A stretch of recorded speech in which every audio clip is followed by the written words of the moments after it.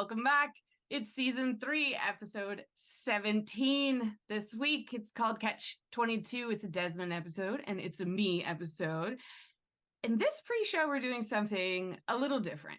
It's not the format that you're going to expect. It's more like, well, let's say those of you our age remember TGIF back in the day. And every now and then, it was a very special episode. Yes.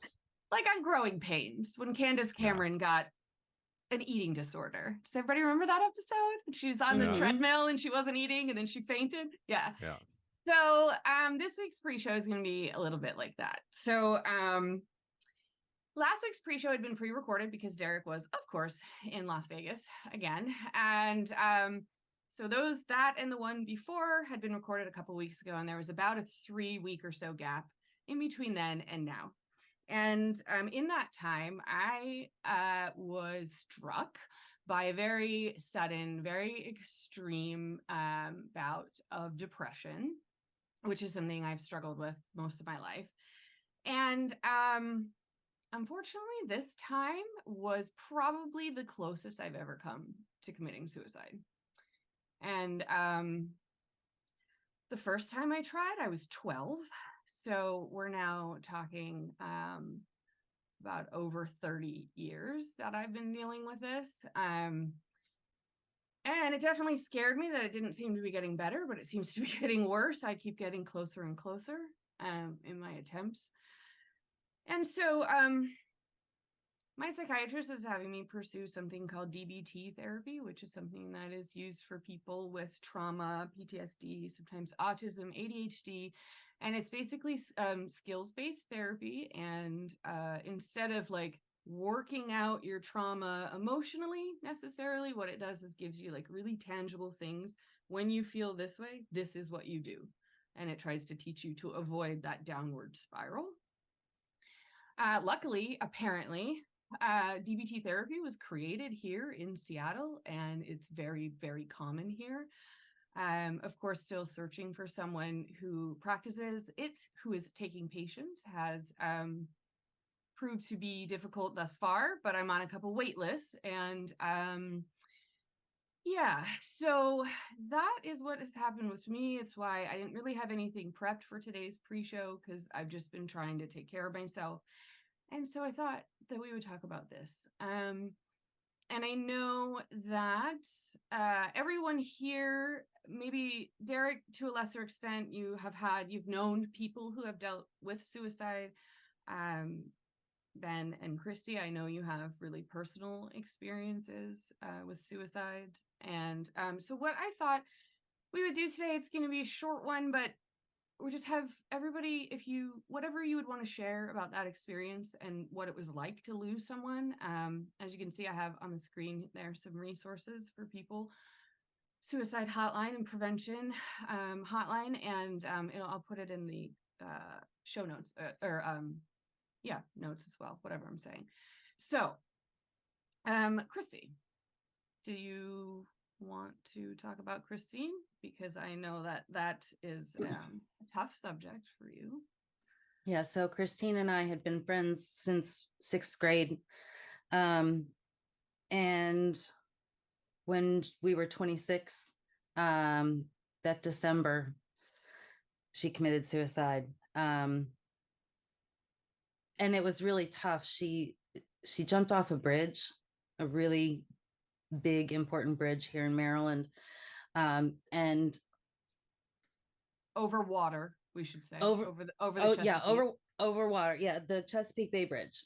And coming from where we live, that means that she drove the span that she was on. She drove over it, turned around, and came back and stopped halfway through before she jumped. So she really had some time to think about it.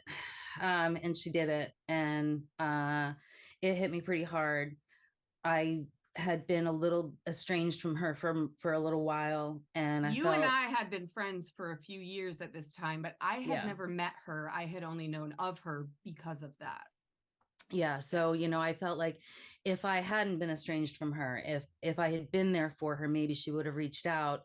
And it was very difficult for me to deal with that for a long time. But then I I finally did realize, she had people in her life who she could have reached out to. But um, although I've had some depression in my life, I've never been in that place. And I can only assume that when you're in that place, you're just not going to really reach out to anybody, because I can only imagine how that feels. I don't know. But yeah, it was tough for me to deal with that. But I mean, I know that it wasn't my fault. Yeah, of course not.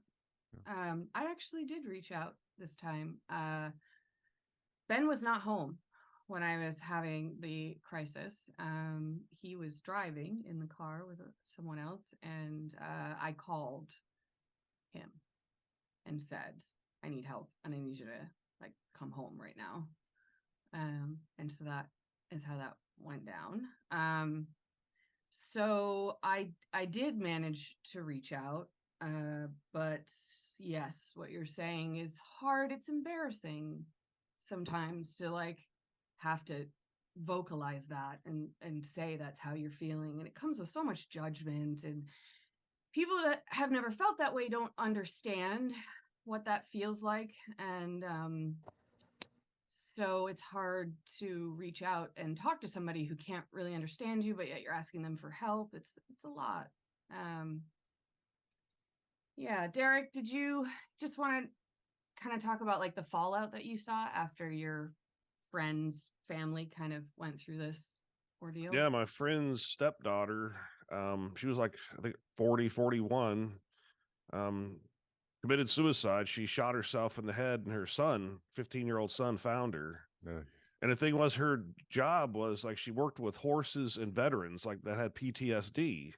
Like, the horses, I know comforted someone them. who does that, horse therapy. Yeah, Yeah, that's and so that's what was surprising, is she was, helping people that probably were in the same situation. And yeah, so the son was devastated, of course, to see his mother like that, but he's turning around. He just graduated from the Air Force Academy. But her mother, that was her only child. Her mother is still devastated over 2 years later. So and one of the it things was that just sudden. It was like, no one expected. I mean, she was on medication. She had depression, but she stopped and then just did it. Went out, got drunk, I remember they said, and then just did it like at 2 a.m. Yikes. Yeah, alcohol is not the thing that you really want to have during a Right. depression. Yeah. Yeah, that's what I was going to mention, what you just said, and that we had talked about before we hit record, was that, people were surprised. And I think one of the things to remember about depression and people that suffer with it is we hide it, and hide it pretty well. Because like I said, because it's embarrassing, and who wants to be around somebody who's like depressed? It can be really isolating. And so you learn to hide it and to mask it, and which is not good, because then you're just continuing to suffer alone, and you're just going to go further and further down that spiral. I mean, that's what happens to me. I shouldn't be prescriptive about it, but that's my experience. Then we kind of went through this one Yep. together. 2017, your mother's husband killed himself. You want to Yes. talk about that? Yeah, I mean, she was out of state at the time. She was visiting friends, and I, not totally sure what details I'd want to give, but he basically turned a gun on himself and killed himself. And it The was first his sign, like the first sign of it, was his mother got a message while away that the house alarm was going Yeah. off, and it had been Yeah. set off by the gun, which we yeah, later it- found out. yeah, the concussion Oh. from the wow. firearm actually set off the alarm. And so yeah, his brother ended up going over to the house and had a key, and he went inside and basically found his younger brother dead in the bedroom. And that was you know it was a very, very unexpected and sort of sudden turn of events. And I mean, I could say for my part, I was trying to deal with trying to stay away from the sort of emotional aspect of things and try to just kind of lock down on, okay, my mom needs, she's going to need this help doing this, that, and the other, and trying to kind of pick up the pieces of how do you go on living outside of the emotions, how do you just, you gotta continue to pay the bills, you got to do all those things. So I really kind of doubled down on that while my mom was suffering with the obvious loss of her husband. I think the confusion Oh, was yeah. the thing that was the hardest for me to witness. Amongst the family and the friends, and just the utter, just people were just baffled, and to see like the confusion mixed with the grief. And you'd think when I was there and witnessed that, we spent 3 weeks in Texas after it happened, and you'd think I would see all of that fallout, and it would have an effect on me, which I guess it did a little bit, because I did reach out. And in fact, right before I called Ben a few weeks ago when I was in crisis, the thought that I had that led directly into me picking up the phone was the thought of him finding me. And I didn't know if I could like do that. Yeah. But I didn't know if I couldn't either. And so that was why I picked up the phone. I feel lucky that I did that. And I hope I don't ever get there again. Like 30 years of depression, up and down. It's fucking exhausting. And, Derek, like what you said, your friends, they were surprised she was 44. Like, why? Or 41. I'm 44. Yep. Why would you do that then? Like, your life, you're established. Isn't everything fine? And it's like, honestly, like the longer you deal with this, the harder it gets. Actually, there is another one that I knew much better. Exhausted. Really? Okay. Yeah, my parents' best friend, my mom's best friend in New Orleans, she knew since like 6 years old. Her husband, he was an attorney. They survived Katrina, but it kind of killed his business because a lot of people left New Orleans. No. And he was always, I guess, he always would like overdo everything. Like he smoked a lot of cigars. Like everything he did was like OCD. But he was always like, suicides for the weak. I would never do that, blah, blah. He was never depressed. I mean, he seemed to be like a happy guy. Well, he pretty much lost all his money gambling because you have a casino there. Oh, gosh. Oh, Lord. So he turned to drugs. He even got so bad he did crack cocaine, which was insane because like he was in his 60s. Oh, and, gosh. And his wife, took all the guns away because he had a lot of guns, but she missed one. And he locked himself in his patio and shot himself.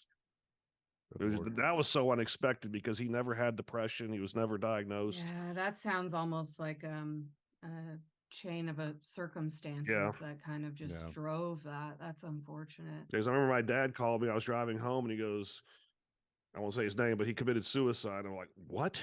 Are you kidding me? Wow. Yeah. The shock is a lot of what is left behind. Well, his wife was devastated, obviously, but yeah, of course. Yeah, that sounds like a different sort of situation. Yeah. But the first one you talked about sounds kind of more like that how was I more feel. Depression. Yeah. Yeah, where I'm just like, I'm tired. I'm tired of going through this. I'm tired of being back in that place. And it's like, sometimes when it happens, you think, okay, well, there's only one way that I can't be back here. Because getting better doesn't seem possible. And so like the decision to just do it means I won't have to go through it again. And so that's where my head goes. And that I think is a lot of what you're going to see with people my age or older that just finally do it because they're just exhausted. I want to tell you that I'm really grateful that you called Ben and that I'm really proud of you for doing that and for being public about your struggle because we need to normalize talking about it.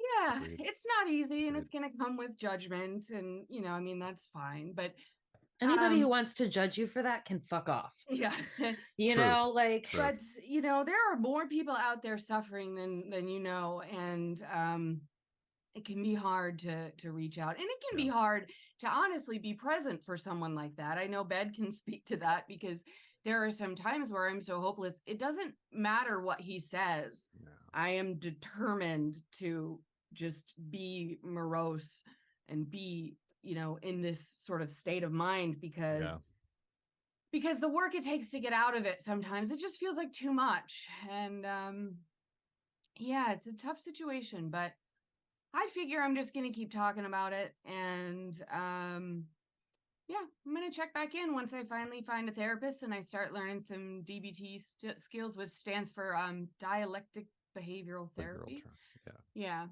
So I'll check back in with that and how that is working. And yeah, I guess that's it for our very special episode.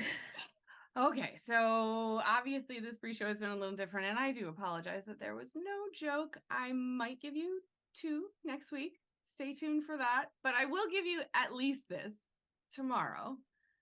Season 3, episode 17. It's called Catch 22. It's a Desmond episode. It's a me episode. This week, our hooks are in your father's head. We eject from the helicopter directly into the blades and then lean on our lean-ons. Okay? We'll see you tomorrow. Bye, guys. And the episode's way funnier than this pre-show. That's very true. Yeah. Yep. All right. We'll see you tomorrow. Bye. Bye.